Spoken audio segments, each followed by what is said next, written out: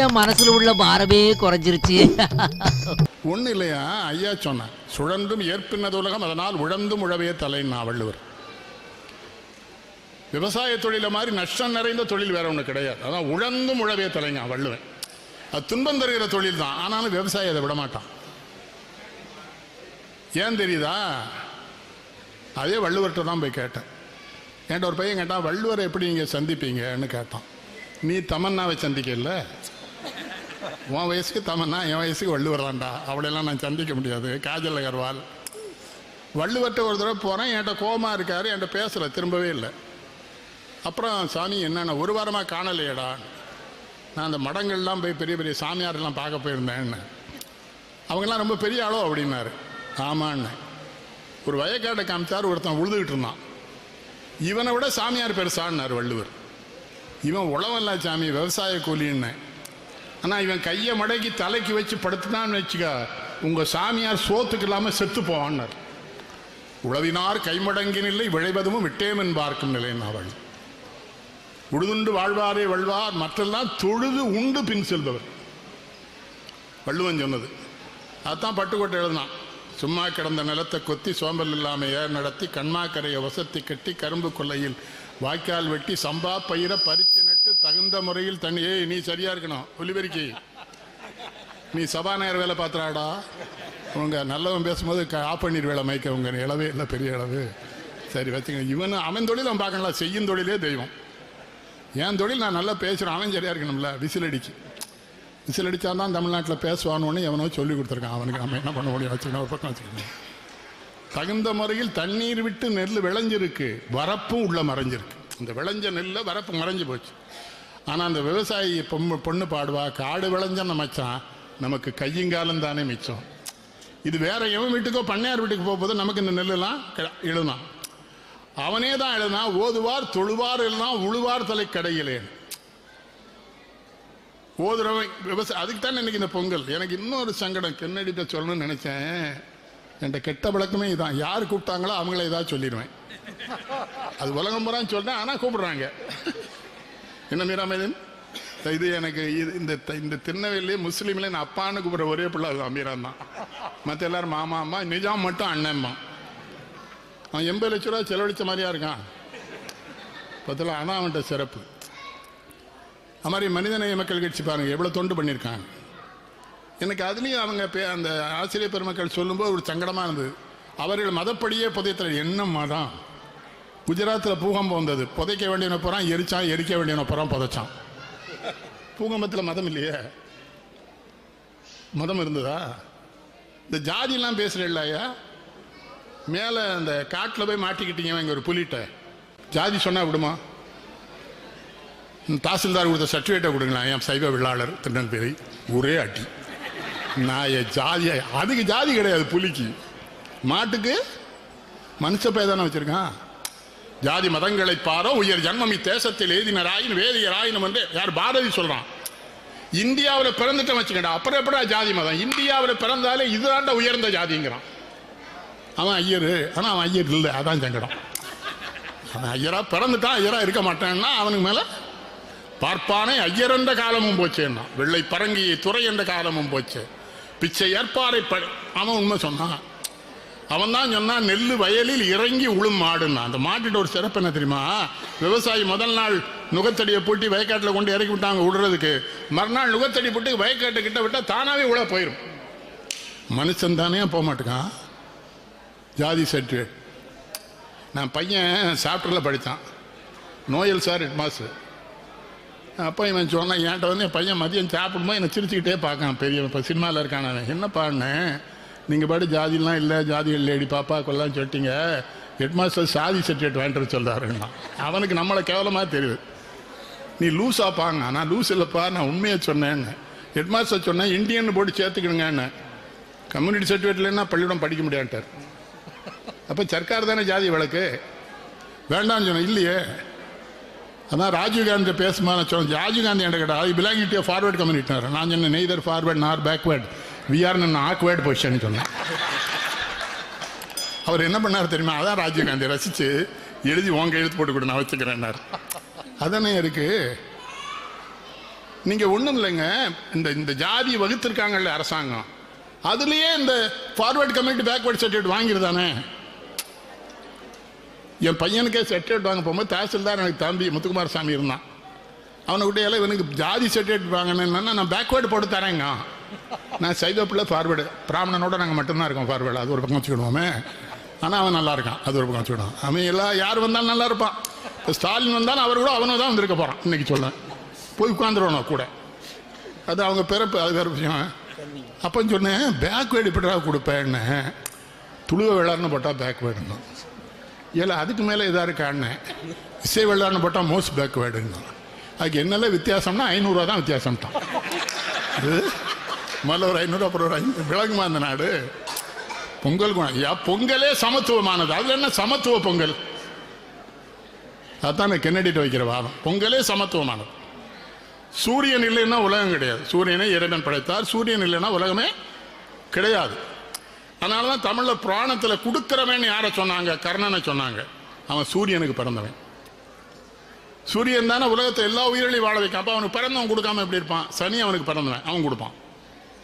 புரியுதா? அந்த சூரியன் இருக்கான்ல, அவனுக்கு விழா இது.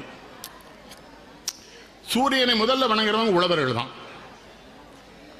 உங்கள்கிட்ட எல்லாம் கேட்குறேன், யாராவது இது எந்த ஜாதிக்கார உழுது விதைச்ச நெல்லுன்னு கேட்டு சாப்பிட்றீங்களா? இன்னொன்று உங்கள் எல்லாரும் அநேகமாக எல்லாருக்குமே சுகர் இருக்கும். உங்களுக்கு சுகர் இருந்தால் தான் நீங்கள் தமிழர்கள். ஆனால் ஒன்று சொல்கிறேன் உங்களுக்கு, நீங்கள் எல்லாருக்கும் உங்கள் எல்லாருக்கும் சொல்றேன், இந்த சம்பா அரிசியில் பொங்கல் விட்டு தானே சாப்பிட்றோம், சிவப்பு சம்பா. கேரளாக்காரன் பூரா தினசரி சிவப்பு சம்பா சாப்பிட்றோம், அங்கே சுகரே கிடையாது. இந்த தீட்டின அரிசி, பொன்னி அரிசி, வெள்ளை வெள்ளை இருந்துங்கல்ல, அதுதான் நோயே. எதுனா நோயா அதெல்லாம் தின்னுங்க. அந்த பொன்னி அரிசி அது தீட்டிட்டோங்க, அதான் சோழியை முடிச்சிட்டான் நம்மளை. சம்பா அரிசி சாப்பிடு ஆரோக்கியம். கேரளாவில் போ, மோகன்லால் சரியா சினிமா நடிகன், பாப்புலர். அவர் வேட்டி கட்டி திருவனந்தபுரத்தில் நடந்து வரான், ஒருத்தர் அவன் பின்னால் போக மாட்டான். இங்கே குஷ்புக்கு பட்டக்ஸே இல்லை, அவன் பின்னால் போகிறான் ஒரு பெரிய கூட்டம். என்னடா இந்த நாடு? நீங்கள் எனக்கு ஒன்றும் புரியலைங்க. இப்போ காஜா மைதீன் பாயெல்லாம் அது பெரிய விற்பனர் இஸ்லாத்தில். நபிகள் நாயகன் சொல்கிறாரு, அவன் மதம் அவனுக்கு, ஓ மதம் உனக்கு, சண்டை போடாதுங்கிறார் நபிகள் நாயகன். தமிழ் சொல்லுது வேறுபடு சமயமெல்லாம் புகுந்து பார்க்கின் விளங்கு பரம்பொருளே விளையாட்டெல்லாம் மாறுபடும். தமிழ் சொல்லுது, நான் எல்லா சமயங்களையும் நுழைஞ்சு பார்த்தேன் கடவுளே, நீ தான் எல்லா இடத்துலையும் கடவுளா இருக்கேன்னு. அவரவர் தமது அறிவறி வகவை, அவரவர் இறையவர் என்னடையவர்கள், அவரவர் இறையவர் குறைவிலர் இறையவர் அவர் நம்மாழ்வார் சொல்லார். அவனுக்குன்னு ஒரு சாமியை கடவுள் கொடுத்துருக்கான், அவன் சாமியை அவன் கும்பிட்றான், அதை ஏன்டா சண்டை போடுறாங்க. இப்போ கிராமத்துலேருந்து எங்கள் தேவர் ஒரு நாள் வந்தார். இந்த முனீஸ்வரனுக்கு பூஜை பண்ணுமேன்னார். எனக்கு முனீஸ்வரனா தெரியாது, அம்மா இறந்து போயிட்டாங்க, அவனுக்கு தெரியாது என்ன பண்ணுறேன்னு. சரி ஒரு 500 ரூபா கொடுத்து விட்டான், போயிட்டார். சாயங்காலம் அங்கே போனால் ஒரு பனை மரத்தில் தான் சாமி இருக்குங்கார். சரி அவர் சொல்கிறார், அவருக்கு நம்பிக்கை, நான் என்ன சொல்ல முடியும்? ஒரு கோழியை கழுத்தை திரும்பி போட்டிருக்காரு, ஒரு சாராய பாட்டில் வச்சுருக்காரு, ஒரு சுருட்டு வச்சுருக்காரு, எல்லாம் முனி சாப்பிடுங்காரு. ஒன்றும் இல்லை, இவர் சாப்பிட போறாது, முனியை செட்டப்படுவார். ஒன்றும் கிடையாது, அது ஒன்றும் கிடையாதுங்க. நான் சாப்பிட்ற உணவை எனக்கு தந்த இறைவனே நம்ம நன்றி சொல்கிறோம்ல, அதை காட்டுறார் அவர். அவர்கிட்ட போய் கோபப்பட்டா, நம்ம கோயிலெல்லாம் சாமி ஆடுறான்ல, லேசா காதுக்குள்ளே போய் போலீஸ் வருதுன்னு சொல்லு, சாமி நின்றுரும். கேட்டீங்களா? இங்கே எல்லா மதத்திலையும் ஏமாத்திரவன் இருக்கான். ஒரு மதத்தான் சொல்ல, எல்லா மதத்தையும் தப்பு பண்ணுறவன், தப்பாக சொல்கிறவன். இப்போ மனதால் முடவர்களாக இருப்பவர்கள் நடப்பார்கள், இயேசுவை தெரிஞ்சா. மனதால் ஊமையாக இருப்பவர்கள் பேசுவார்கள். மனதால் குருடாக இருப்பவர்களுக்கு கண் தெரியும், பைபிளை படித்தா. அதை வேற மாதிரி சொல்கிறானே, அப்போ நான் ஐக்ரௌண்ட் ஆஸ்பத்திரி எடுக்கணுமா? தப்பு தானே அது. அது ஒருத்தன் அவங்க கோடிக்கணக்கில் சம்பாதிக்கிறான். புரியுதா? இப்போ அதுக்கு தான் ஹைகோர்ட் தீர்ப்பு சொல்லியிருக்கான். அந்த மந்திர தாயத்தை, அந்த தாயத்தெல்லாம் டிவியில் போட்டாங்க, அந்த விளம்பரத்தில் எல்லாம் சினிமாக்காரன் படித்து நடித்தானா அவனை பிடிச்சி உள்ளே போட்டுட்டான் கோர்ட்டு. நான் எல்லா கோயிலுக்கும் போவேன் ஏமாத்துக்கு. இப்போ எஸ்பிபிஐ மாநாட்டில் நான் பேசுனது வேற. என்னையா சொன்னேன்? அல்லாஹ் தாலா போய் தொழுங்க, அமைதியாக இருங்க, இந்த வேல்முருகன் என் தம்பி படையாச்சி இந்த பயில மாதிரி முரட்டுத்தனமாக எதுவும் பண்ணாங்க, துவா பண்ணுங்க, இது எங்க நாடு. அதை கட் பண்ணிட்டானே. அவங்கள தீவிரவாதின்னு சொன்னதுக்கு சொன்னேன், தீவிரவாதினா அவங்க 2 பேரும் இவங்க கொல்லலையான்னு கேட்டீங்க, போன்ட்டானே. ரொம்ப பிரியப்பட்ட போலீஸ்காரன் தான் என்னை கைது பண்ணுவான், அவன் விதி. நான் சொன்னேன், நீ வருத்தப்படாப்பா, நான் காலையில் வீட்டிலேருந்து என்னை கைது பண்ணுங்க, கைது பண்ணலை, ஏன்னா சிஎம் ஒன்றும் சொல்லலைன்னுங்கிறான். சரி, அப்போ நான் மதுரைக்கு போகண்டிருக்கு போங்கன்ட்டாங்க. அப்புறம் பெரம்பலூரில் துரத்தி பிடித்தாள். விடியக்காரன் கைது பண்ணுன்னு சொன்னா எல்லா நாயும் என் வீட்டுக்குள்ள பங்களாக்குள்ள இருக்கா, ஒரு பையன் கைது பண்ணல. அங்க வந்து ஓடிட்டாருங்க நாய்கள். அது இந்த பத்திரிகைக்காரன ஊடகக்கார பேரோட மாதிரி நம்பவே கூடாதுயா. குஷ்பு கருத்தை தினசரி போடுவானுங்களே. குஷ்பு வந்து இந்தியா என்ன ஆகணும்னு சொல்லால, என்ன சாமி சொல்லிய கம்பராமாயணத்தை சேக்கலார் எழுதினாருங்க ஒருத்தன். இது எங்க அது கம்பராமாயணம் இருக்கல, பிறந்த சேக்கலார் என்ன பண்ண இவனுங்களை. தமிழ் தாயா வந்தால் ஒழிய ஒன்றும் நடக்காது, இவனோட ஒன்றும் பண்ண முடியாது. அவளே நேரில் வந்து சூலாயத்தை வச்சு அதான் மறுநாள் மாட்டுக்கு பொங்கல். அதுக்கு மாடு கேட்டதா? மாட்டுக்கே தினசரி பச்சரிசி பொங்கி சாப்பாடு கொடுத்தீங்க, மாடு ஆரோக்கியமாக இருக்கும். உங்கள்கிட்ட எல்லாம் சொல்ல, இந்த வெள்ளை அரிசிலாம் கேரளாவுக்கு போனால் கேட்காம பார்த்தீங்களா, பாண்டி நாடான்னு கேட்பான் நம்ம ஆள்கிட்ட பார்த்தீங்களா. ஏன்னா அவன் அந்த பருவசி சோறு தான் சாப்பிடுவான் ஹோட்டலில், நமக்கு தான் இந்த வெள்ளைச்சோரை வைப்பான். கேரளாக்காரனுக்கு தெரியுது சர்க்கரை நோய் பூரா தமிழ்நாட்டில் இருக்குது, அவனுக்கு நம்ம அதை மேலேயும் ஏற்றி விடணுமே இறக்கக்கூடாதுன்னு அவங்களுக்கு வெள்ளை அரிசி வைக்கான். யாராவது யோசிச்சிங்களா? சிவப்பு அரிசின்னா அசிங்கன்னு நினைக்காதீங்க. இப்போ இங்கே ஆடின பிள்ளைகள் வந்து ஆடிச்சில்ல பொங்கலை பற்றி, அவ்வளோ பிள்ளையும் கருப்பாக இருந்தது. கருப்பாக இருக்க போய் தான் லட்சணமாக இருந்தது. என்ன ஃபாதர், அது மாதிரி பெண்கள்ட்டையும் சொல்கிறோமா, அந்த மேக்கப்லாம் பண்ணாதீங்கம்மா. இந்த 16 வயது நிலை கமல் சொல்லுவான், மழை பெஞ்சா வெள்ளை கொடின்னு தெரிஞ்சிருமா தெரியுமா. மழை பெஞ்சா மேக்கப் நிற்காதுமா.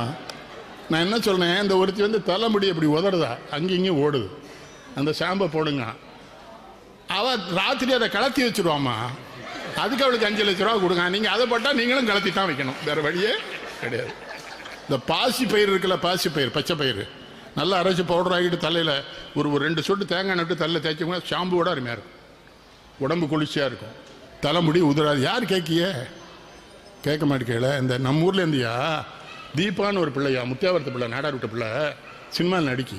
அவர் இன்டர்வியூ கேட்டால் அந்த பிள்ளைகள் ஆடும்போது நினச்சேன், சொல்லுது, நான் சின்ன பிள்ளையில் முத்தியாவரம் பள்ளிக்கூடத்தில் டான்ஸ் ஆட போவேன், அங்கே சிவப்பாக இருக்க பிள்ளைகளையும் நல்ல படிக்க பிள்ளைகள் தான் கேட்பாங்க, என்னை சேர்த்துக்கல. ஆனால் அன்றைக்கி நான் பெரிய டான்ஸரு, நான் டான்ஸ் சொல்லி கொடுத்து ஒரு பையன் இந்தியாவிலே ஜெயிச்சிருக்கான், பள்ளிக்கூடத்தில் ஏன் பிள்ளைகளை கருக்குறீங்கன்னு கேட்க அந்த பிள்ளைப்போம். ஆஜி மஸ்தான் ஒரு தடவை சொன்னால், நான் இப்போ கடத்தல் தொழிலெலாம் விட்டு நேர்மையாடுறேன், நான் இழந்த என்னுடைய இளமையையும் என் கல்வியை நீங்கள் தருவீங்களான்னு கேட்டேன். ஒன்றும் இல்லைம்மா, ஜாதிலாம் கிடையாது. சோபா ஜவுளி கடைன்னு கோயம்புத்தூர் ஒரு பெரிய முஸ்லீம் ஜவுளி கடை இருக்குது. உடனே அங்கே போனேன், முதலாளி ரொம்ப சந்தோஷமாக வாங்க மாமான்னு கூப்பிட்டார். அப்போ நான் சொன்னேன், மாப்பிள்ளை நான் வந்து சைவ பிள்ளைன்னு. அவனுக்கு புரியல, எதுக்கு பெரிய ஜாதி சொல்கிறார் மாமா, என்ன மாமான்னு. சைவ பிள்ளைகள் தோட்டத்தில் சைவ பிள்ளைகள் விதைத்த பருத்தியில் விளைந்த பருத்தியை சைவ பிள்ளைகளை எடுத்து சைவ பிள்ளைகளை நூற்று சைவ பிள்ளைகளை வேட்டி நெசவு செய்தால் அந்த வேட்டியை கொடுன்னு, நீ வாழ்நாள் பூரா அம்மனமாக தான் தெரியணும். அப்போ தான் சொன்னேன். அவன் சொன்னான், மாமா ஒரு வேட்டியில் 78 ஜாதி இருக்கு மாமா, நீ போய் அவ்வளோ பேர் உழைச்சிருக்கான். அப்படி தான் நடக்க. யாரா போய் இப்படி கேட்க முடியுமா? என்னையா ஜாதி? 1 கோடி, அது மாதிரி பணமும் காப்பாற்றாது. 1 கோடி ரூபா வச்சுக்கிட்டு நான் சொன்னால அப்போ தான் முதுமலை காட்டில் புலிட்ட மாட்டிக்கிட்டு மை டியர் டைகர் 1 crore ஏன்னா ஒரே அடி தான். அதுக்கு 1 crore தெரியாது. ஒன்றும் அன்பா இருங்க, அன்பின் வழியது உயிர்னு வள்ளுவன் சொல்கிறான். ஒரு ஆளை கொண்டு வள்ளுவர்கிட்ட காட்டினேன், இவர் எங்கள் ஊரில் பெரிய ஆளுன்னு, அவன் செத்து போயிட்டான். உயிரோட ஒருத்தன் நிற்கான், வள்ளுவர் அவன் செத்து போயிட்டாங்க. என்ன ஐயா உயிரோடு இருக்கான் சாமி, செத்து போயிட்டான். இல்லை, அவன் மனசில் அன்பே இல்லைடா. அன்பே இல்லாமல் ஒருத்தன் உயிரோடு இருந்தாலும் அவன் செத்த பணம்கார் வள்ளுவர். பொண்டாட்டியில் எல்லாரும் அன்பா இருக்கீங்களா? சத்தியம் பண்ணுங்க. அந்த பானை மேலே சத்தியம். பூரா பிராடுகளாக உட்காந்துருக்கேன். உங்களை என்ன பண்ண வீட்டில் அவளை அந்த பாடு படுத்துறது. ஒரு காப்பி குடிக்கக்குள்ள அவளை படுத்துகிற பாடு கேட்டீங்களா?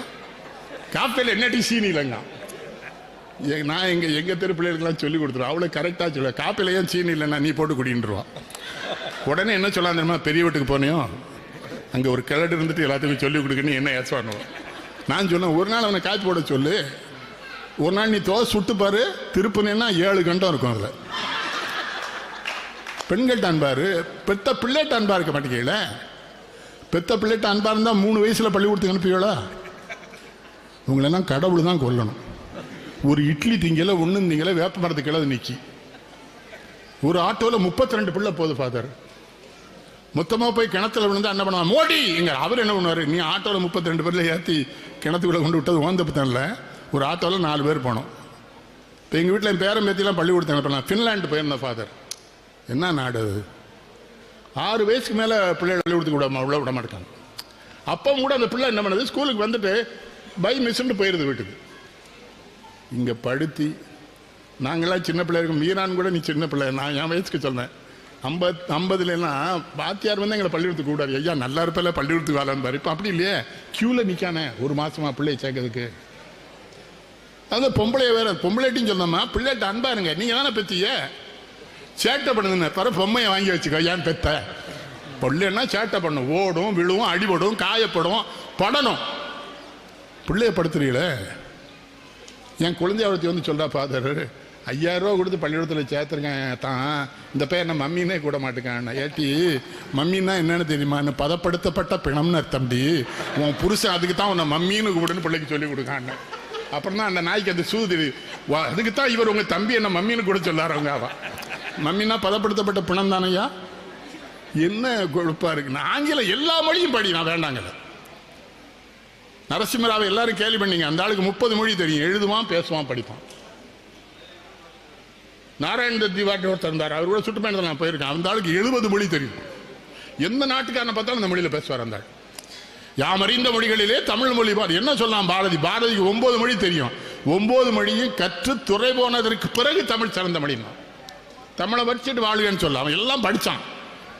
உனக்கு தெலுங்கு தெரியும், சமஸ்கிருதம் தெரியும், கன்னடம் தெரியும், மலையாளம் தெரியும், லாட்டின் தெரியும், பிரெஞ்சு தெரியும், தமிழ் தெரியும், கன்னடம் எல்லாம் படிச்சுட்டு யாம் அறிந்த மொழிகளில் வேணும்.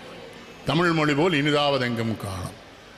அவன் என்ன சொன்னான் தெரியுமா, சொல்லில் உயர்வு தமிழ் சொல்லேங்கிறான், வடமொழிங்கிறான். இல்லை நான் எனக்கு இன்னொன்று புரியல. நான் ஒரு தடவை கேட்டேன், சமஸ்கிருதத்தில் சொன்னா தான் சாமிக்கு தெரியும் சொல்லிடல, ஆனால் இயேசுநாதருக்கு தமிழில் சொன்னா தெரியுது எப்படிறான்னு கேட்டேன்.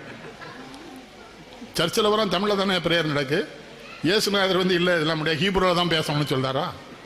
என்னையா அநியாயமாக இருக்குது. தமிழில் மந்திரம் கோயம்புத்தூர் மாவட்டத்தில் எந்த கோயிலுக்கும் போங்க தமிழில் தான் அர்ச்சனை, தமிழில் தான் பாடுவானே கோயில். இந்த பொங்கல் திருநாளுங்க ஒன்றும் இல்லையா, பொங்கல் வைப்பாங்க, 4 உறவினர் வருவாங்க. நம்ம ஊரில் என்ன பண்ணுவான், மறுநாள் அவ்வளோத்தையும் மரமாத்தை ரெடி பண்ணி ஆற்றுல போய் சாப்பிடுவோம். மரமாத்தன்னா பழங்கறி, என்ன பண்ணுறாச்சு பின்னு சொல்லி சிரிக்காரு பின்னாலேருந்து. இந்த பழங்கறியை ரெடி பண்ணி மறுநாள் ஆற்றுல போய் அந்த பழங்கறி அந்த சோறும் அது ஒரு ருசி. எப்படி திருநெல்வேலிக்காரன் கெட்டு போனான்னு ரொம்ப நாளாக ஆராய்ச்சி பண்ணி கண்டுபிடிச்ச இதில் தான். நல்ல திம்பானூர் நல்ல பழங்கறியை போட்டு அதில் நெய்யை விட்டு பேசஞ்சு அவனுக்கு கூட்டி அவன் இவனுக்கு கூட்டி ஆற்றுல இந்த தாமிரபரணி தண்ணியும், அதுவும் தண்ணி இப்போ கெடுத்து விட்டானுவோ. ஒரு காலத்தில் அள்ளி குடிக்கலாம், இப்போ பூரா மணல் அள்ளியாச்சு. இந்த மணல் அழுதவன் பூரா எம்ஏ பில் பிடிச்சிட்டு அழுதான். அவனுக்கு தெரியல, அவன் பிள்ளை குடிக்க தண்ணி இல்லாமல் செத்து போகணும் தெரியலையா. நீ என்ன பணம் சம்பாதிச்சு வச்சாலும் பணம் தண்ணி ஆக மாடா.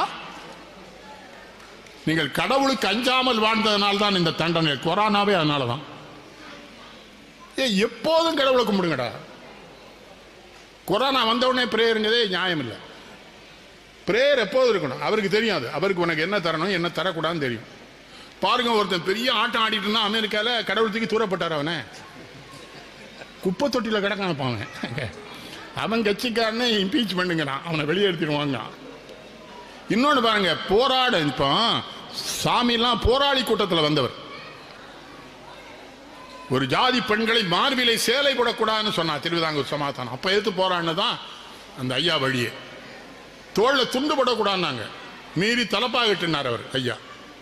அதில் வந்துதான் இன்றைக்கும் சாமி புரட்சிகரமான செய்திகளை சொல்லார் இந்த நாட்டில். ஒரு 2 கோடி விவசாயி நான் 60 நாளாக ஒரு இடத்துல இருக்கான், யாரும் பார்க்கலையே.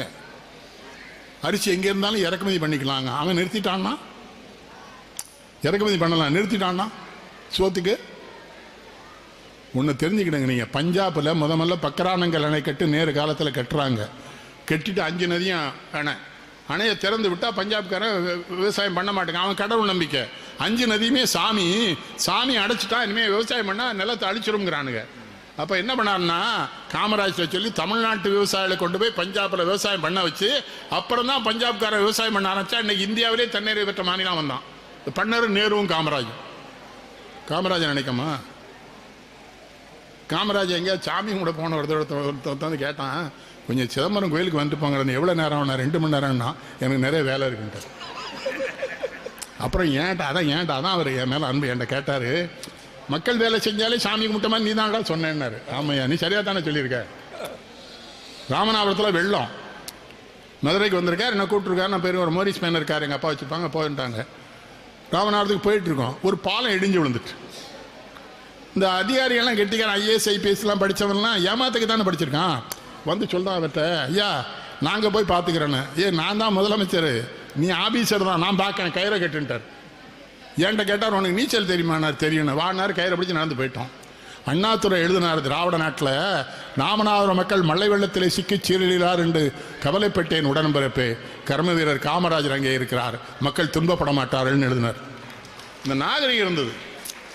காமராஜர் தோற்றா அண்ணா வருத்தப்பட்டார், காமராஜர் ஏன் தோற்றார் என்று எனக்கு தெரியவில்லை. என்ன வேணுமே, எனக்கு சாமி இல்லை, சாமி ஒன்று தான். நான் ஒரு தடவை மன்னிச்சுக்கணும், ஆயிரையாவுக்கு சொன்னேன். ஒரு நாள் நான் கார்லேயே தான் போவேன், பெரியார் மாதிரி. ஒரு லாரிக்காரப்பை வந்து நிறுத்தினான். பெரிய ஓடப்பட்டி பிள்ளையார் கோயில் இருக்குல்ல, அவர் ₹1 போட்டான். திருநெல்வேலி புதுசாக போயிட்டான். கொஞ்சம் தள்ளி போய் ஒரு பள்ளிவாசலில் ₹1 போட்டான். அங்கே எதையோ கும்பிட்டு போயிட்டான். கொஞ்சம் தள்ளி ஒரு அன்னை மேரி கோயிலும் ₹1 போட்டு போயிட்டான். நாங்கள் டிரைவரை விட்டு அந்த லாரியை மறியனை மறிச்சாச்சு. டிரைவரை கூப்பிட்டேன், இல்லை எல்லா கோயிலும் ₹1 போடுது என்னன்னு. அவன் சொன்னான், நான் காஷ்மீருக்கு போகிறேன் ஐயா, ஏதோ ஆபத்து வந்தால் 3 பேரில் யார் ரெஸ்ட்டில் இருப்பாங்களோ அவங்க என்னை காப்பாற்றட்டுமே. அவன் அவங்களுக்கு ரெஸ்ட்டு கொடுங்க. அந்த போய் எவ்வளோ அறிவாக இருக்கான் பார்த்தீங்களா. நான் மூடிட்டேன், சரிப்பா இப்போ தெரியாமல் சொல்லிட்டேன். இல்லை அவனுக்கு என்ன நம்பிக்கை, ₹1 அவன் ₹1. ஆனால் இந்த உண்டியலுக்குள்ள போனால் தன்னை காப்பாற்ற நம்புறான். நம்பிக்கை தான் வாழ்க்கை. பொண்டாட்டியும் புருஷனுமா வாழ்ந்தீங்கன்னா நம்பிக்கை தான் வாழ்க்கை. வீட்டில் இருக்கா, நீ வெளியே போயிடுற. நீ வெளியே போகிற பயில அவன் நம்பணும், அவள் வீட்டில் இருக்கோட நீ நம்பணும். புரியுதா? அப்போ தான் அவள் பொங்கலை சரியாக விடுவா வீட்டுக்காரி. பல வீடுகளில் பொங்கல் ஆம்பளை தானே இந்த ஓலை தள்ளிக்கிட்டு இருக்கான். என்ன இன்னைக்கு ஒரு நாள் தள்ளுமேங்க அவா. உங்கள்கிட்ட சொல்ல, என் பெண்டாட்டி அன்பாக இருந்து பாருங்க. யாத்தையும் கெட்ட பழக்கங்களுக்கு போகாதீங்க. இப்போ எனக்கெல்லாம் அந்த கொரோனா வரவே ஒன்றும் இல்லைன்னா காரணம் டாக்டர்கள் சொல்லலாம் 77 வயசுலேயும் இவ்வளோ ஆரோக்கியமே அப்படியா இருக்கீங்கன்னா தப்பே கிடையாது. இன்னொரு விஷயம், தேவையில்லாமல் சாப்பிட மாட்டேன். நம்மால் நல்லா சாப்பிட்டு வெளியே வந்து இந்த பச்சியை பார்த்தோன்னே 4 பச்சியை உள்ள தள்ளுதானே, பிறகு நோய் வராமல் என்னெல்லாம் பண்ணுவோம். பஜ்ஜி கூப்பிடும், ஒன்று சிகப்பாக இருக்கும், கூப்பிடும், வாங்கும், நோ பஜ்ஜின்றோம். இந்த குத்தால அருவியில் குளிச்ச உடனே ஒரு பசி வரும்ல ஃபாதர், சூடு இந்த ரத்த நாடுகள்லாம் ஓடினவுடனே பசி வரும். போனால் அவனை இந்த பச்சி போட்டுட்டு இருப்பான். பச்சிலேருந்து எண்ணெய் எடுக்கிறதுக்கே தினத்தந்தியை பண்ணி தொங்க விட்டுருப்பான். கேட்டேளா போட்டு ஒரு பத்திரிகை எதுக்காக உதவுதில்லை, அதை நம்ம பார்க்கணும். அப்போ வந்து அந்த எண்ணெய் வந்து 10 வருஷமாக ஒரே எண்ணெயில் தான் போட்டுட்ருக்கான். இவனும் அதில் 6 பச்சை திங்கானே அந்த பேப்பர் வச்சுனுவாங்க. எண்ணெய் எடுக்கான அந்த நாக்கை அறுத்தான்னா, அப்படி திங்காட்டான். அந்த நாக்கை கத்தியை வச்சு அறுத்துடணும் எல்லா பயிலும் நாக்கை. அப்படி திங்காட்டான்ல ஒரு 5 பச்சை தட்டு ஆலங்குளை கிட்ட வரும்போது காரில் பின்னாலன்னு சொன்னான், அண்ணாச்சி ஒரு மாதிரி கொமட்டிக்கிட்டு வருது, நான் இறக்கி விட்டேன். இங்கே பச்சை திங்காத சொன்னால ருசியாக தான் இருக்குது. எது எங்கள் அப்பா ஒரு தடவை சொன்னாங்க, சாப்பாடு எப்பப்பா நிறுத்தோடனே ரொம்ப ருசியாக இருக்க மாதிரி தெரிஞ்சா நிறுத்திடுமா. நான் ருசியாக இருந்தால் மேலே போயிடும். ஒரு எண்ணிக்கை வச்சுங்க, நான் காலைல ஒரு 3 இட்லி சாப்பிட்டேன், அவ்வளோதான்.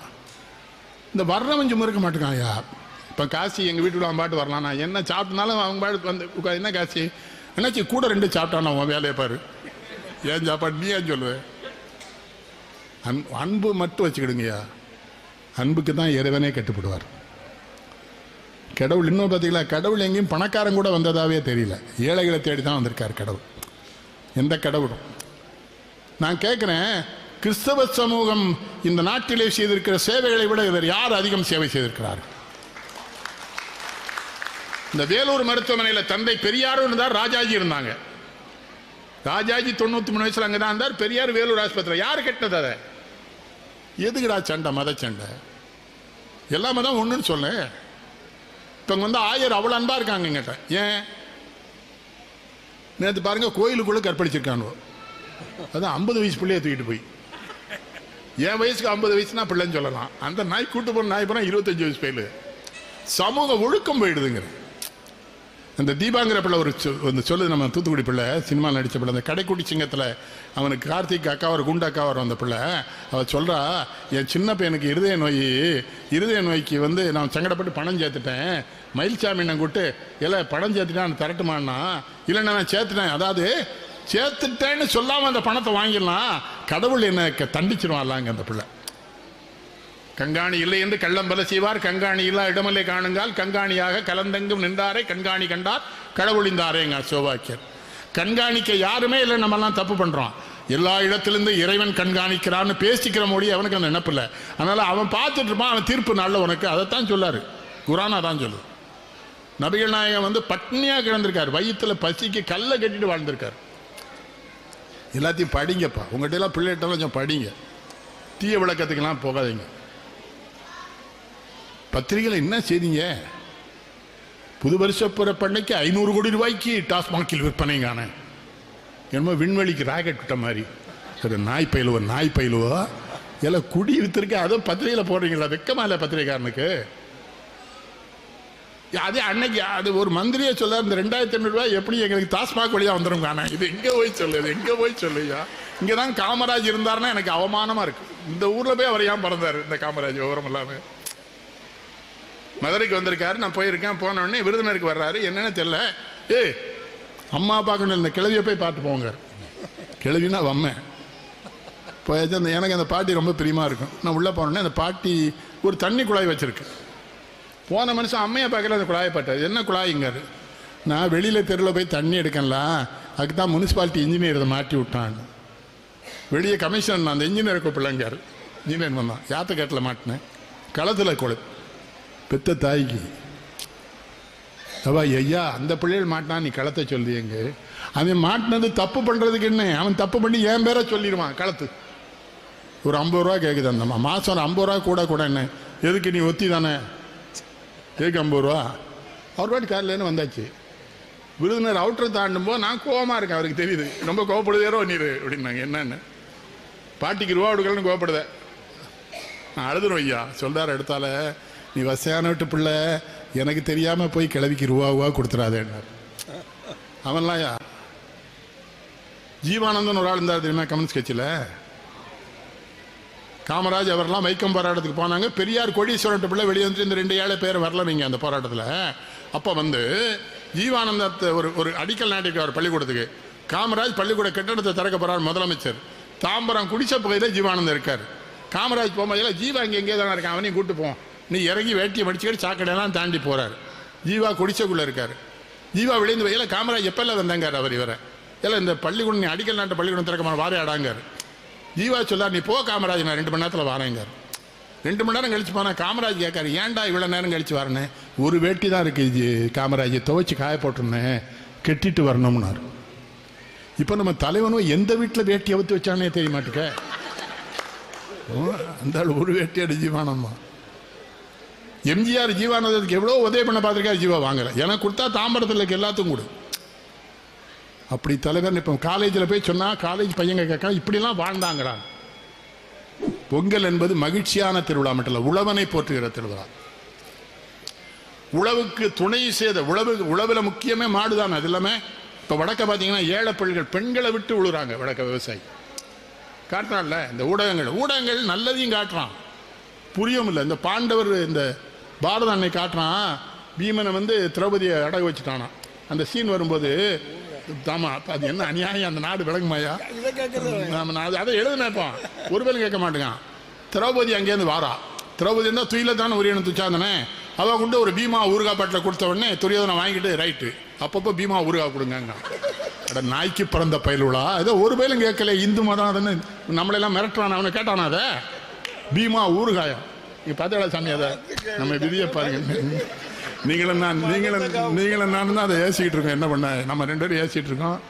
திரும்ப ஒரு தடவை அனுப்பிச்சிடக்கூடாது, எல்லாம் பார்க்க வேண்டியிருக்கோம். பிள்ளை நம்ம போவோம், நம்ம பயப்பட மாட்டோம். எனக்கு ஜெயிலுக்குள்ளே போனாலும் எல்லா பிள்ளைகளும் அன்பாக இருந்தான், நல்ல சாப்பாடு கொடுத்தான், எல்லாம் பண்ணான், அன்பாக இருந்தான். நீங்கள் ஏன் உள்ளே வந்தீங்கன்னு ஒரு பிள்ளை ரம்யா ஒரு வார்த்தை சொன்னான்ட்ட, நீங்கள் உள்ளே வந்துட்டீங்களா, அப்போ ஏதோ முடிய போகுதுன்னு. அவர் கணக்கு வச்சிருக்கான், கடவுளுக்கு வேண்டியவர்களை எல்லாம் சங்கடப்படுத்தினால் கடவுள் உன்னை அன்பாருங்க எல்லாரும். மகிழ்ச்சி உங்களெல்லாம் பார்த்தல. அண்ணாதிமுக மாப்பிள்ளை வருவான் பார்த்தேன் தைச்ச ராஜா, ஆனால் சாப்பாட்டுக்கு வந்தான் உதவி பண்ணியிருக்கான். ஃபாதர் சொன்னாங்க, அவன் எனக்கு மாப்பிள்ளை, இந்த வகாப்பு மாப்பிள்ளை கேட்டீங்களா. மீரான் ஒருத்தன் தான் மகன் முறை. நம்ம சுரேஷ் இருக்கான், நம்ம விடுதலை சிறுத்தைகள் சுரேஷ். திருமாவளவனை மிரட்டினோடனே நான் தான் பேசினேன். திரும்ப அங்கேருந்து கூட்டுது, ஐயா பேசுகிறேன் கொடு. ஒரு வீடியோ விளம்பரம் போச்சு, அது திரும்ப நிம்மதியானார். ஒரு உண்மையை திரும்ப சொல்லக்கூடாது. இன்னொன்று சொல்லையா, இந்த நாட்டில் இன்னும் மனசுக்குள்ள ஜாதியை வச்சுக்கிட்டு நடக்கான் ஐயா எல்லா பையனும். எங்கள் வீட்டில் ஜாதியெல்லாம் கிடையாது. எங்கள் வீட்டில் எல்லா ஜாதி பையனும் சாப்பிடான், எல்லா ஜாதி பையனும் உட்காந்துருப்பான். வந்து பேசுகிறவன் ஜாதி பேச மாட்டான், பயப்படுவான். என்னடி எல்லாரும் உட்காந்துருப்பான், அங்கே ஒன்றும் பேசக்கூடாதுமா. உடனே அப்படி ஒரு பையன் வந்துட்டான். குறிப்பிட்ட நம்ம தச்சராஜா அவங்க குரூப் ஒரு குரூப் 5 பேர் பேசுங்க. அவர் பேர் வந்து அவங்க ஜாதியை சொல்லி அவங்களை எப்படியா அந்த மாவட்டத்திலிருந்து ஒழிக்கணுங்க. நான் ஒழிஞ்சேன்னா இவங்க எல்லாம் அந்த ஜாதி தான்ப்பா நம்ம ஒழிச்சிருவோன்னு ஓடிட்டான். வேண்டாம் ஜாதிலாம். இன்னொரு சொன்ன ஜாதி விட்டு ஜாதிக்கெல்லாம் நான் கேட்க பொம்பளை பிள்ளைய காலேஜுக்கு அனுப்புகிறேன். அங்கே ஒரு பையனை பார்த்தா பிடிச்சிருக்குன்னு சொல்லுண்டா. நீ அப்படி இல்லாமல் பார்த்துக்க அந்த பிள்ளைய போய் பிடிச்சிருக்குன்னு சொல்லி 2 பேரும் விரும்பி கல்யாணம் பண்ணால் அப்புறம் அவங்கள போய் கொலை பண்ணுறேன்னா. எங்கள் ஊரில் பெரிய டாக்டரு காசிக்கு தெரியும் பெரிய டாக்டரா மகன். அந்த பேர் முஸ்லீம்லேயே கல்யாணம் பண்ணிட்டான்.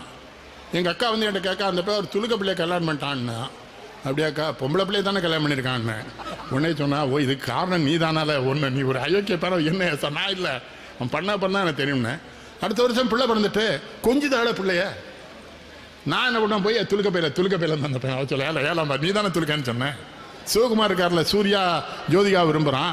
சிவகுமார் ஆ பொண்ணு ஆடுதாரு. சூர்யான்ட்ட கேட்டான் என்ன சித்தப்பான்னா உன் தங்கச்சி கல்யாணம் ஆட்டும் அப்புறம் அந்த பிள்ளைய கல்யாணம் பண்ணிக்கோ. தங்கச்சிக்கு உங்கள் ஜாதியில் மாப்பிள்ளை கிடைக்க மாட்டாங்க பார்ப்பேன். கல்யாணம் ஆச்சு. இப்போ அன்னைக்கு என்கிட்ட சொல்ல ஜோதிகா என் மகான்னாரு. நான் சொன்னேன் என்ன நீ தானே அதை துலுக்க பிள்ளை அதெல்லாம் கெட்டாத்து சொல்லி யோசனை இப்போ என்ன பேர் நான் கொஞ்சிறாரு. இதெல்லாம் கடவுள் செயல். இன்னொன்று சொல்லட்டுமா யாருக்கு எங்கே கல்யாணம் எங்கள் வாழ்க்கை இதெல்லாம் கடவுள் செயல். திருநெல்வேலியில் ரொம்ப அழகான பிள்ளை ஒருத்தி என்ன சின்ன வயசில் காதலிச்சிட்டா. கண்ணாடியில் பார்த்தா நானே பதறமே என்னை பார்த்து. அந்த நாய் அவ்வளோ அழகான பிள்ளை பின்னாலே வருது. எங்கள் அப்பா ரொம்ப நாகரிகமானவங்க. அவங்க தமிழில் பெரிய மேதை வாரியாரெலாம் காலில் விழுந்து கும்பிடுவாங்க. அவங்கள ஆசா ஞான சமனம் உலக தமிழறிஞர்கள்லாம் அவங்ககிட்ட வந்து கும்பிடுவாங்க. அவங்க பள்ளிக்கூடமே போல. அப்போ தான் தெரிஞ்சது பள்ளிக்கூடத்துக்கு போனால் நம்மளை கெடுத்துருவாங்க போல இருக்குது. நம்ம பள்ளிக்கூடத்துக்கு சரியாக போகணும். நான் தப்பிச்சிட்டேன் வைங்களேன். அப்போ எங்கள் அப்பா ஒரு நாள் காரில் ஏறும்போது கேட்குறாங்க ஐயா இந்த லட்சுமி நாராயண பொண்ணு உங்களை லவ் பண்ணுறாளா அப்படின்னாங்க.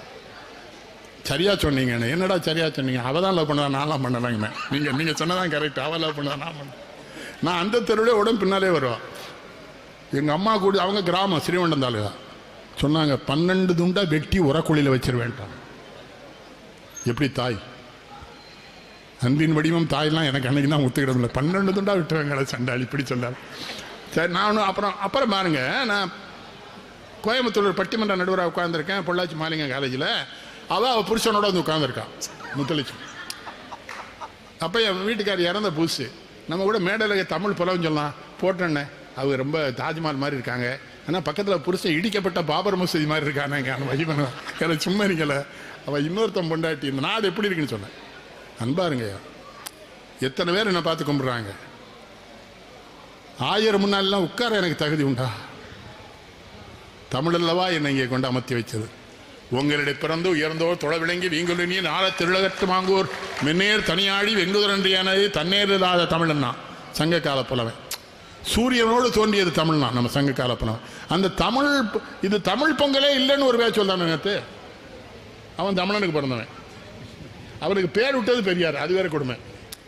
அவனுக்கு பேர் விட்டது பெரியார். நீங்கள் பெரியாரை ஜெயகாந்தன் ஒரு தடவை ரசிச்சு எழுதினாரு. நான் பெரியார்ட்ட 1 மணி நேரம் பேசி வெளியே வந்தேன். எனக்கு என்ன தோணுச்சு தெரியுமா? என்ன தோணுச்சு? இதுவும் ஒரு ஆதீனம் என்று தெரிந்து கொண்டேன். பெரியார் நான் பெரியாரை சின்ன பிள்ளைன்னு பார்த்துருக்கேன்யா. ஐயான்னு நான் எல்லாரும் என்னை கூப்பிட காரணம் அவர் தான். நான் 7 வயசு பிள்ளை எந்திரிச்சுன்னு வணக்கம் ஐயான்னார். எல்லாரையும் ஐயான்னு கூப்பிட்டு எனக்கு சொல்லி கொடுத்தவர் அவர். பொய் பேச மாட்டார். நான் ஒரு நாள் சொன்னேன் ஏன் ஐயா கடவுள் இல்லைன்னு சொல்கிறீங்க. நான் உடனே சொன்னேன் சிரிச்சுக்கிட்டு இந்துக்களும் கிறிஸ்தவர்களும் சேர்ந்து இஸ்லாம் இல்லைங்கிறாங்க. இஸ்லாமும் கிறிஸ்தவரும் சேர்ந்து இந்துக்கள் இல்லைங்க. அந்த இந்துக்களும் இஸ்லாமியும் சேர்ந்து கிறிஸ்தவத்தை இல்லைங்க. அவங்க எல்லாம் தனித்தனியாக சொன்னதை நான் மொத்தமாக சொன்னால் கோவப்படுறானுங்க தம்பின்னார். அவர் எவ்வளோ பெரிய அறிவாளி பாருங்க. அறிவு அத்தம் காக்கும் கருவிங்க வள்ளுவன். எந்த துன்பத்திலையும் உன்னை காக்கிறது அறிவு தான் காக்கும். அப்போ அறிவுன்னா என்னதுன்னா கேட்டால் அதையும் வள்ளுவன் சொல்லலாம். அறிவினால் ஆகுவதுண்டோ பெரிதன் நோய் தன்னும். அறிவுனா என்ன தெரியுமா? இன்னொரு உயிர் படுகிற துன்பத்தை நீக்க வேண்டும் என்று கருதுவது அறிவு. அப்ப அறிவுக்கு அடிப்படை அன்பு. அன்பா வாழுங்க ஐயா. நல்ல சபை.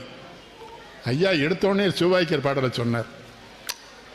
அந்த பேர் கென்னடின்னொடனே எனக்கு அமெரிக்கா நினைவுக்கு வந்துட்டு.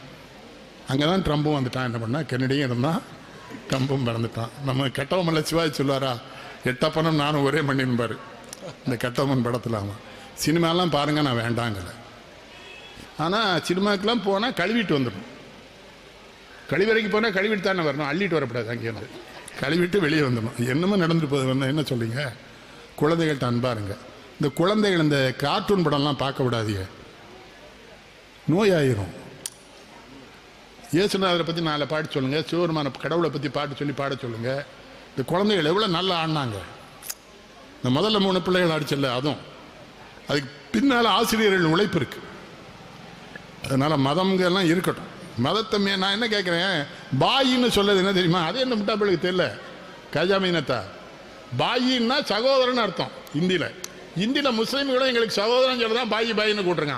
இவனை பாயினாலே முஸ்லீம்னு வச்சுட்டான் முட்டா போயில. பாயின்னா சகோதரன் இல்லை இந்தியில். இந்த நாய்களுக்கு இந்தியும் தெரியலையா, அதான் சங்கடம். பாயின்னா சகோதரன் அர்த்தம். அதுக்குதான் அந்த காலத்து இந்துக்களும் அவங்களும் வடக்க பாயின்னு கூட்டுக்கிட்டான். இந்த ஊரில் எல்லாரும் மாப்பிள்ளை மச்சான தான் பாய் நம்மளும். ஆனால் அவங்கள்ட்ட ஒரு சங்கடம். அவங்க நாய்க்கமாரை பார்த்து முட்டாளம்பாங்க, நாய்க்கமாரி இவங்கள முட்டாளம்பாங்க. எங்கள் வீட்டில் ஒரு கணக்கு பிள்ளை, ஒரு பாயும் ஒரு நாய்க்கணும், 2 பேரும் முட்டாள்னு சண்டை விடுவாங்க. எங்கள் அப்பா சொல்லுவாங்க, 2 மாப்பிள்ளை யாருன்னு எனக்கு தெரிஞ்சாச்சு, வேலையை பாருங்க. இப்போ என் மாமான்னு மௌலான மாமா தான் எங்கள் வீட்டில் இருந்தாங்க. ஒன்றும் தப்பு இல்லையா, அன்பாருங்க. எனக்கு என்னெல்லாம் எழுதுறான ஃபேஸ்புக்கில் 1.5 லட்சம் பேர் நான் விரும்பி படிக்கான், 1.25 லட்சம் பேர் ஃபாலோ பண்ணுறான். 10 பையா உள்ள வந்து அசிங்கமாக எழுதுறான். அப்போ அவனுக்கு வரலாறும் தெரியல, உலகமும் தெரியல. ஒருத்தனை அசிங்கப்படுத்தி ஒதுங்க பண்ணா போராளிகளுக்கு எப்போ அசிங்கப்படுவாங்க? அசிங்கப்பட்டதுனால போராளி ஆனவர் தான் ஐயா வைகுண்டர். இப்போ அது நிமிர்ந்து நிற்காங்கல்ல. ஐயா பேசும்போலாம் கேட்டிருக்கீங்களா? வீடியோவில் பார்த்துருக்கீங்களா? மீரா பார்த்துருப்பீங்களா? தெளிவாக எத்தனை உண்மை பேசுவா தெரியுமா ஐயா? புரிஞ்சுக்கிடுங்க. பெரியவர் ஒரு தடவை காமராஜ் சிரிச்சுக்கிட்டே சொன்னார், மாரியம்மன் கோயிலுக்கு அவரை போய் நின்றுருக்காரு. யானை வெறுண்டு வந்திருக்கு, எல்லாரும் ஓடிட்டாங்க, இவர் மட்டும் சங்கிலியத்துக்கு போட்டு யானையை கண்ட்ரோல் பண்ணியிருக்காரு காமராஜ். அப்போ சொன்னார், நீங்கள் மட்டும் எப்படியா என்னென்ன அம்மன் கோயில் தானே, அப்போ அம்மன் சொன்னால் யானையை நிறுத்திடுவாள்லான்னார் இவர். அது சும்மா உள்ள சாமி பூஜை பண்ணணும்னா நினைக்கல, இவர் நினைக்காரு கோயிலுக்குள்ளே போகாதவர். கடவுளை நம்பணும். ஒரு கதையோடு முடிக்கிறேன். கங்கை கரையில் ஒரு துறவியாக இருந்திருக்கார் சாமியார். அவருக்கு பால் கொண்டு ஒரு இடைக்குலத்து பெண் கொடுத்துட்டே இருந்திருக்கா. ஒரு நாள் கங்கை கரையில் வெள்ளம் அதிகமாயிட்டு. இந்த பிள்ளை வந்தவை கேட்டால், சாமி வெள்ளம் ரொம்ப அதிகமாயிட்டா என்ன பண்ணான்ருக்கா? ஓம் நமோ நாராயணான்னு சொல்லிட்டே போன்ருக்க. இந்த பிள்ளை சொல்லிட்டே பிறகு தண்ணி மேலே நடந்து போயிட்டு 3 நாளும் வருது. இந்த பிள்ளை பார்த்தா இன்னும் வெள்ளம் கூட்டிட்டு நீ வந்துகிட்டே இருக்கேன்ருக்காரு. ஓம் நமோ நாராயணான்னு சொன்னால் வந்தேன். சாமியார் பார்த்தா நம்ம போய் பார்ப்பான்னு போய் வேட்டியை தூக்கிட்டு காலை விட்டுருக்கான், தண்ணி இழுத்துட்டு போயிட்டு. உடனே கடவுள்கிட்ட கேட்டாரா, ஏன் அவ நடந்தா என்ன ஏன் எடுத்த? நீ தான் வேட்டி நனைஞ்சிடும் தூக்குனியல, என்ன நம்பல இல்லாத நாய நீ நம்புனியால. அவ சேலையோட நடந்தால. கடவுளை அப்படி நம்பணும். கடவுள்கிட்ட போய் பிஸ்னஸ் பேசாதீங்க. பிஸ்னஸ் செல்ல பேர் ஐயோ அழுதான் ஐயா கடவுள்கிட்ட போய். வெண்டத்த கதறிவனி வெண்ட முழுதும் தருவனி வெண்டுமயன்மாலை கரியவனி வேண்டியம்மை மாணிக்க வாசகர் சொல்றாரு, கடவுள்கிட்ட போய் எதுவும் கேட்காதடா, உனக்கு என்னெல்லாம் தேவையோ அதெல்லாம் சேர்த்து தான் ஒன்று அவர் படிச்சிருக்காரு. அதனால அவர் ஏற்கனவே கொடுத்துட்டார், இதுக்கு மேலே கேட்காதங்க. எங்களை படிக்கிறிய தமிழ்? நல்ல வேலை. சாப்பாடு எப்போவுமே என் தலையெழுத்து சாப்பாடு நேரத்தில் தான் என்னை பேச விடுவாங்க. எல்லாத்தையும் இருத்த வைக்காம எல்லாரையும் போக வைக்காமான்னு பார்ப்போம். நல்லா சாப்பிடுங்க. என் மாப்பிள்ளை தச்சே ராஜா, அவன் ரொம்ப நல்லவன், ரொம்ப அன்பானவன். எந்த கட்சியிலும் எனக்கு இந்த மாவட்டத்தில் என்ன சிறப்புனா, கட்சிகளுக்குள்ள 1000 கருத்து வேறு வேணுனா எல்லாரும் ஒரே மேடைக்கு வந்துடுவோம். எங்களால் முடியும். இந்த ஊரில் தான். அதான் கபீர் தாஸ்னு ஒரு பெரிய சாமியாக இருந்தார். இவங்க பேர்லே தெரியுங்களா? கென்னடியா நேற்று ஒரு புஸ்தகம் கொடுத்தாங்க ஐயா. அதை சொன்னார், ரொம்ப கடுமையாக எழுதியிருக்கேன். அப்படி சொல்லாங்க, உண்மையாக எழுதியிருக்கேன்னு சொல்லுங்கன்னு. உண்மையாக எழுதினா தான் நான் கடுமையாக அந்த நாட்டில் உண்மையாக எழுதியிருக்கேன்னு சொல்லுங்கள் ஃபாதர். ஏன் கடுமைங்கிறீங்கன்னு? இல்லை, உண்மை எழுதுனா உண்மையே பேசணும் 1ஆம் கிளாஸே சொல்லி கொடுத்தாங்க ஃபாதர் எனக்கு. நான் உண்மையே பேசினேன். உண்மை ஒருத்தன் சொன்னால் உண்மை பேசாமல் இருந்தால் தான் மத்திய மந்திரி ஆயிருப்பிடலாங்க. அப்போ தான் ஐயோ நீங்கள் தானே உண்மை பேசக்கூடாது, நீ உண்மை தான் பேசணும். நீ நான் பள்ளிக்கூடத்தில் தானே பேச சொன்னேன், அங்கேயாமல பேசுனாங்க எங்கள் வாத்தியார். நான் சொன்னேன், விளங்க உன்ட்ட படிச்சிருக்க மாதிரி ஏன் தலையெழுத்து அப்படின்னு. உண்மையே எதுக்கே பெரிய பதவிகள்லாம் எவனும் நிம்மதியாக இல்லை. புரியுதா? இன்னொன்று சொன்னேன் உங்கள்கிட்ட இந்த சந்தர்ப்பத்திலாம் சொன்னோம். உழவன் கணக்கு பார்த்தா உழக்கம் மிஞ்சாது கிழக்கம் மிஞ்சாதும்பாங்க. உழவர்களை மதிப்பொருளாக இருந்தால் இலவசம் வாங்குகிற எண்ணத்தையே கைவிட்டு விடுங்கள். தமிழர்கள் மானம் உள்ளவர்கள், சூடுள்ளவர்கள், சொரணை உள்ளவர்கள், கையேந்தி இன்னொரு வாங்கி வாழுகிற வாழ்க்கை நமக்கு வேண்டாம் என்று கருதுங்கள். சேவை செய்வதை பாருங்க. நம்ம பாராட்டமா நிஜாம திருநெல்வேலி மாநகராட்சிக்குள்ள திருமுருகனை நம்ம பாராட்டமா? இந்த ஊர் பாராட்டிருக்கணும். இந்த இயக்கம் பாராட்டுகிறது. ஃபாதர் கென்னடியும் அவரோடு சேர்ந்திருக்கிற அத்தனை இளைஞர்களையும் பாராட்டுகிறேன். ஆயர் இவ்வளோ நேரம் வந்து உட்கார்ந்தாங்க பார்த்தீங்களா? எனக்கு பயம் பெரியவங்களை வச்சுட்டு பேசணும்னா. பெரியவங்க இருந்தால் பயந்து இருந்தெல்லாம் பேச வேண்டியிருக்கு. நம்ம எவ்வளோ விஷயம் சொல்லியிருக்க முடியும். ஆமாம், டீச்சர்கள்ட்ட ஒரே ஒரு வேண்டுகோள்மா, எந்த பிள்ளையும் திட்டிடாதீங்க. நீயாவது படித்து உருப்பிட்டுன்னு சொன்னேன்னா அது நினச்சிரும், உன்ட்ட படித்தா நான் எப்படி உருப்பிடுவேன். அப்படி சொல்லவே கூடாது. எல்லா பிள்ளையுமே நல்லா வந்துடும், பெரிய அளவான்னு சொல்லுங்களேன். எல்லாருக்கும் படிப்பு வராது. இப்போ நான் வந்து எங்கள் வீட்டிலேயே நான் ஒருத்தன் தான் பட்டம் வாங்காதவன். ப்ரீ யூனிவர்சிட்டி படிக்கிறதுக்கு எங்கள் அப்பா ரொம்ப கெஞ்சியே நினச்சாங்க. நான் 1 வருஷம் போயிட்டு வந்துட்டேன். அப்புறம் 1 வருஷம் எப்படி போனீங்க? நாங்கள் கேன்டீனில் மிக்சர் நல்லா இருக்கும்னு உடனே சொன்னாங்க. அப்பா அந்த நாடாட்டு சொன்னால் வீட்டில் கொண்டு கொடுத்தா அதுக்கேன் காலேஜ் போனேன்னாங்க. காலேஜில் பிரின்ஸ்பால் கனதையாவில் எனக்கு சித்தப்பா. அப்போ நீ காலேஜ் விட்டு வெளியே போகலன்னா நம்ம திட்டாங்க. 3 வருஷம் கழித்து காலேஜில் தமிழ் சங்கம் திறக்காவாளி என்னை கூப்பிட்டாங்க. நான் தான் விளங்கவே மாட்டேன்னு வெளியே அனுப்பிச்சு எப்பயும் கூப்பிட்டேன். அப்போ சொன்னார், காலேஜில் இருந்தால் விளங்க மாட்டேன்னால வெளியே அனுப்பிச்சேன் அப்படிங்கிற அவர் விவரமா. நீ இப்போ தப்பிச்சில் பார்த்தியா எவ்வளோ பெரிய ஆளாயிட்டான். இது ஒரு பாயிண்ட் இருக்கு போலுக்கு அப்படின்னு அருமையாக ஆசிரியர் பெருமைகிட்ட கேட்குறேன். குழந்தைகிட்ட அன்பாருங்க, படிக்காது. இன்னொன்று சொல்லேன், ஒவ்வொரு குழந்தைய பற்றி முதல்ல கேட்டு தெரிஞ்சுக்கிடுங்க. ஒரு பிள்ளை பட்னியாக வந்திருக்கும், ஒரு பிள்ளை வைப்பேன் குடியானா இருப்பான், அம்மா தூக்கி போட்டு மீச்சிட்டு இருக்கோம், சாப்பிட பயந்து பள்ளிக்கூடத்துக்கு வந்திருக்கும். அதனால் அந்த பாக்கியராஜ் ஒரு சினிமாவில் அருமையாக காட்டுவான். ஒரு பையன் லேட்டாக வந்துடும், ஏன்டா கை நட்டா கை புறா புண்ணாக இருக்கும். கூட இருக்க பையன் சொல்லுவான், அவன் அம்மா இறந்துட்டாங்க, சின்னம்மா வேலை பார்க்கலன்னா கையில் சூடு வச்சுட்டாங்க. அப்போ ஒரு குழந்தை கையில் சூடோட பள்ளிக்கூடத்துக்கு வர முடியும்னு ஒரு சினிமாவில் காமிச்சான். இவன் அந்த சினிமாவில் அதை விட்டுட்டான், முருங்கைக்காயை மட்டும் முடிச்சுக்கிட்டான். இந்த நாடு விடங்கும் டப் போய்விடும். ஏன்னா எவ்வளோ பெரிய செய்தி சொல்லியிருக்கான் நமக்கு. முருங்கைக்காவே சொல்லிட்டு இருந்தால என்ன நிஜாம் சிரிக்க பாருங்க, வாயெல்லாம் பல்லா இருக்கு. மாப்பிள்ளை ரசிக்கா ரொம்ப கேட்டிங்களா? ஒரு பெரிய செய்தி அது. கற்காதீர்கள், குழந்தைகளை படிக்கும். எங்கே போயிடும்? இன்னொரு சொல்றமா, பிறந்த எந்த குழந்தைகளையும் தான் பிறப்பித்த எந்த உயிரையும் கர்த்தர் கைவிட மாட்டார். கடைசி வரை இந்த உயிர்களை காப்பாற்றுவார். அவருடைய எந்த இடத்திற்கு கொண்டு சேர்க்க வேண்டுமோ சேர்ப்பார். கடவுளை நம்புங்கள், கடவுளை நம்புங்கள். அன்பே கடவுள் என்பதையும் உணருங்கள். நன்றி, வணக்கம். அனைவரும்